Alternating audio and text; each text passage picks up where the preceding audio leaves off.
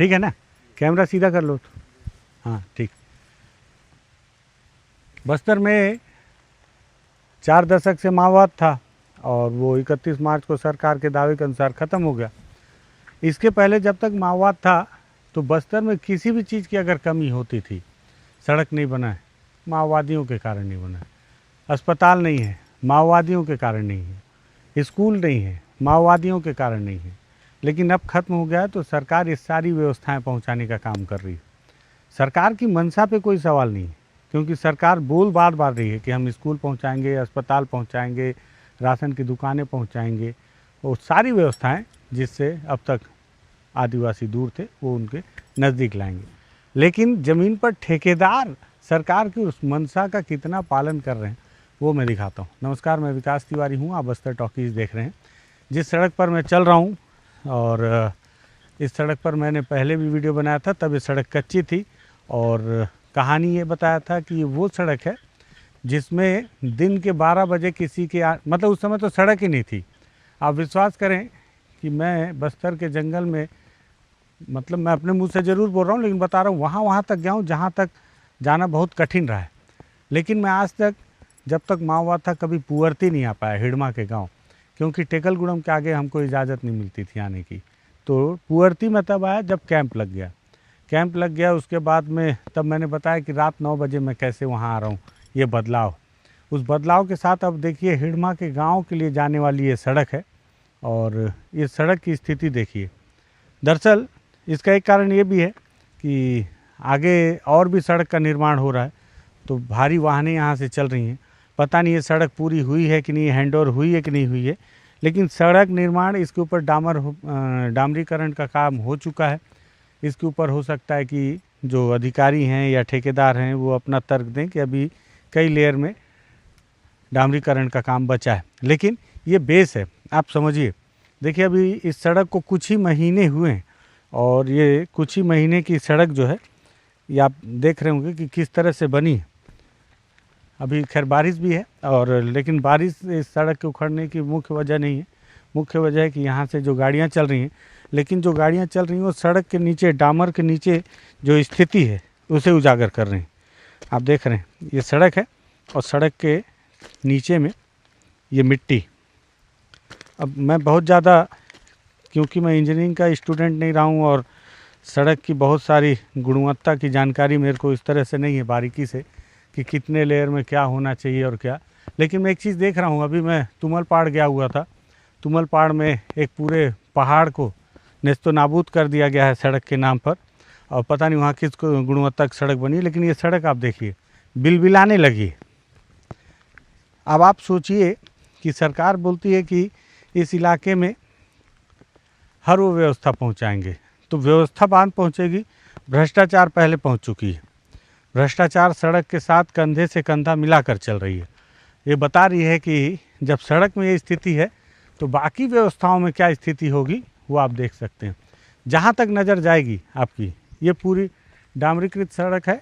और आप देख रहे होंगे, अगर मेरे साथ असल में आज जो भाई हैं वो बिल्कुल एकदम जगरगुंडा से ही हैं, इनको पकड़ के ले आया था, कोई था नहीं, तो मैं ही थोड़ा सा बता रहा। ये देखिए आप सड़क देख रहे हैं, जहाँ तक आपकी नज़र जाएगी आप देखिए ये इस गुणवत्ता की सड़क है।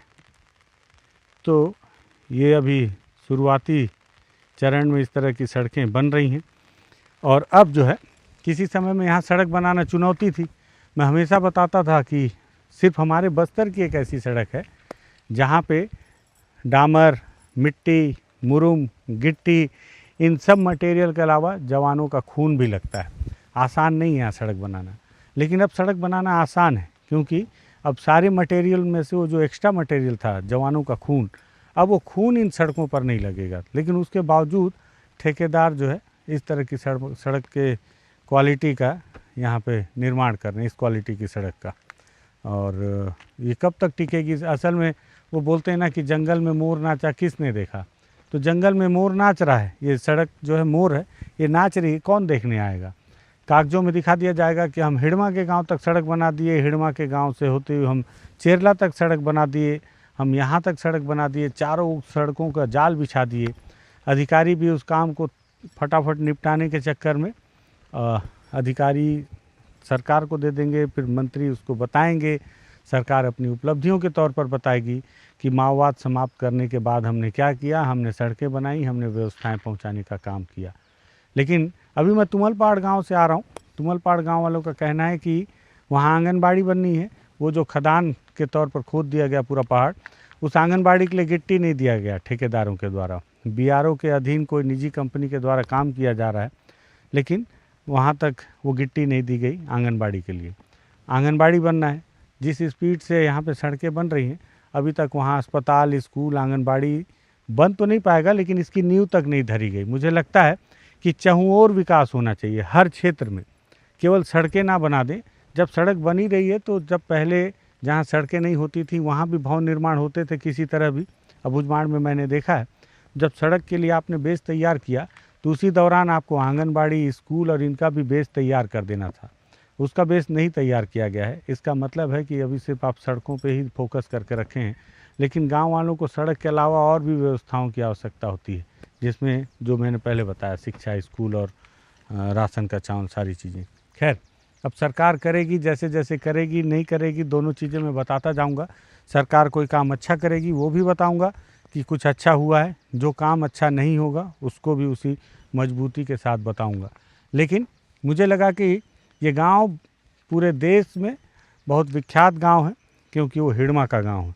वो हिड़मा जिसको लेकर दिल्ली में कुछ नारे भी लगे, वो हिड़मा जिसको देशद्रोही भी बताया गया, तो कुछ ने हिड़मा को लेकर एक नारेबाजी भी की। हिड़मा को लेकर हर किसी का अपना तर्क है, कोई उसे देशद्रोही मानता है तो कोई उसे अपना मसीहा तक मानता है।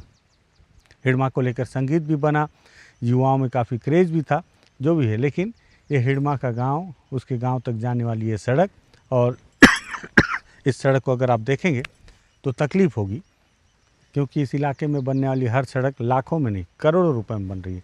और आपको इसलिए चिंता होनी चाहिए, दुख होना चाहिए, तकलीफ़ होनी चाहिए, क्योंकि ये जो करोड़ों रुपए जो खर्च हो रहे हैं ना, इसका एक एक रुपया आपके टैक्स से जा रहा है। जो आप शहर में बैठे होंगे, हमको क्या करना है, नहीं, आपने जो टैक्स भरा, चाहे सीधे तौर पर या प्रत्यक्ष या अप्रत्यक्ष तौर पर, वो टैक्स के पैसे से ही सरकार इस सड़क का निर्माण कर रही है। तो आपके पैसे का ऐसा दुरुपयोग क्यों? तो इस पर सवाल उठाना चाहिए। मुझे लगा कि अब बस्तर में इस तरह के कार्य चल रहे हैं, निर्माण कार्य, उस पर भी नज़र रखी जाए। देखें तो बस्तर में क्या बदल रहा है, दिखाएं तो बस्तर में क्या बदल रहा है, बताएं तो कि बस्तर में क्या क्या बदल रहा है, कैसे बदल रहा है। तो इसलिए इस वीडियो को मैंने तैयार किया है। अगर आपको लगता है कि इसे शेयर होना चाहिए तो कर सकते हैं आप। और बस्तर टॉकीज़ का तो पहले ही आपको पता है कि आप सब्सक्राइब कर सकते हैं, नहीं कर सकते हैं, अनसब्सक्राइब भी कर सकते हैं अगर आपको लगता है कि ये ठीक काम नहीं कर रहा है, तो भी सब आपके ऊपर है। धन्यवाद।